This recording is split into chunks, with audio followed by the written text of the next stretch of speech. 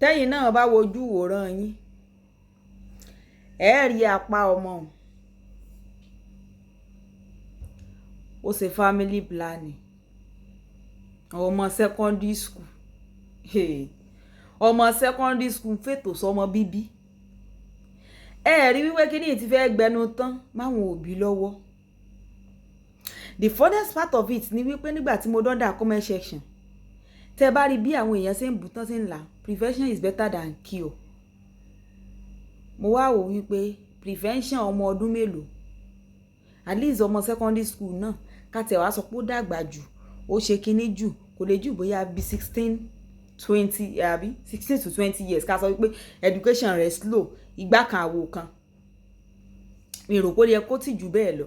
a tó bọ̀ sí gan ọmọ 20 years níbi tó jú làdé ọ̀pọ̀lọpọ̀ wọn ò lè sí secondary school. So definitely below 18 ni wọ́n ti ń bá ṣe ìfètò sí ọmọ bíbí ní tó jẹ́ wípé nílé ìwòsàn lóríṣiríṣi ẹ̀kọ́ ńgbà tó sì jẹ́ wípé àwọn tó bá yire sí láǹfààní ní yà sí àwọn tí wọ́n bá ń sọ tó bá ìrìn àjò ayé tí ń mu àwọn yòó lẹ́ẹ̀mọ́ wá ká orí ayélujára tẹ́wàá mọ́ ti comment section kan bọ́ sórí mi tàbí ibi tẹ́ ẹ bá ti rí saga tó wà tàbí ibi tẹ́ ẹ bá ti rí pé èké ìbídùn wà ibẹ̀ lẹ́ẹ̀mọ́ lọ àwọn tó lè àwọn educative stuff tó máa fún yín ní ẹ̀kọ́ ní lọ ní review tó pọ̀ because tí ò bá rí bẹ́ẹ̀ ni gbọ́ káàkiri tí wọ́n sọ wípé tó o bá ti bímọ méjì mẹ́ta wọ́n lọ ṣe ìfètò sọ́mọ bíbí toró máa ń ṣe kí ni ó máa ń affect kódà ní àwọn ibi tán ti ń ṣe gan alákọ̀ọ́bí gan wọ́n ṣe é fún wọn ní alákọ̀ọ́bí wọn ò nìkan lọ máa lo another method ni because wọ́n mọ̀ wípé ara tá a gbé sára yìí ó yàtọ̀ síra ẹlòmíì lè ṣe olóṣù kan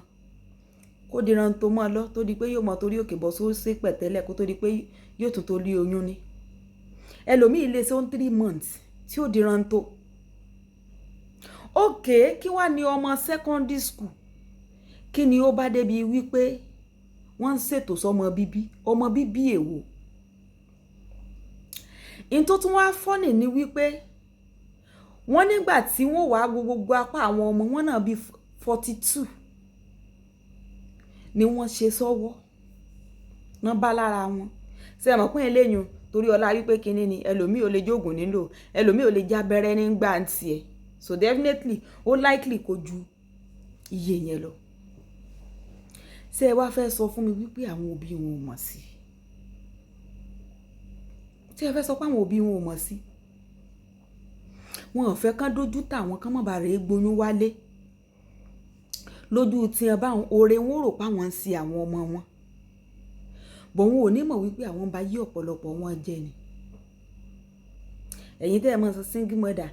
mi ò lè fẹ́ single mother gan ti fẹ́ bẹ́tà àwọn single lady tá à ń sìn o torí ìmọ̀ ẹni tí ò tí ì bí kan rí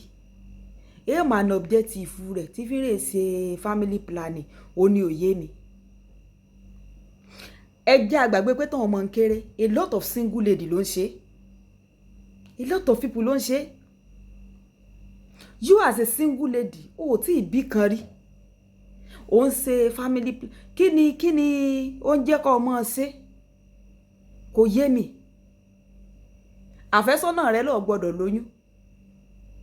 sì lè lo mẹ́tọ́ọ̀dù mi ju wípé kó bá yé rẹ jẹ́ lọ nígbà ó bá sì bá yé rẹ jẹ́ tán ọdún kìíní ọdún kejì ọdún kẹta tó ọ̀ lóyún yóò bá lóun fẹ́ pò kéré rajà á máa ṣẹlẹ̀ dáadáa if you did not know lọ yá lọ mọ̀ ní ìsìn kódà ọ̀pọ̀lọpọ̀ wọn gbọ́n bá mọ̀ káwọn ti bàrìn àjò ayé rẹ jẹ́ débì kan kò yé báyìí ní ìsìn ni wọ́n wà mọ̀ kàn ń pa wípé tó ọ̀ bá lóyún wọn ò ní í ṣe mọ̀ mi mọ̀ ọ́ fún ọ dìbò wọn ó ṣe ìyàwó fún ọ ní ò bá kubi tó fojú sí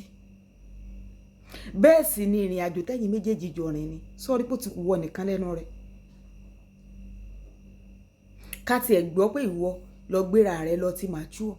ewu ń tọmọ secondary school tí ń ṣe family planning àwọn òbí mi disgrace ni ẹ́ o I'm telling you. Àwọn òbí mi ti báyé jẹ́ o.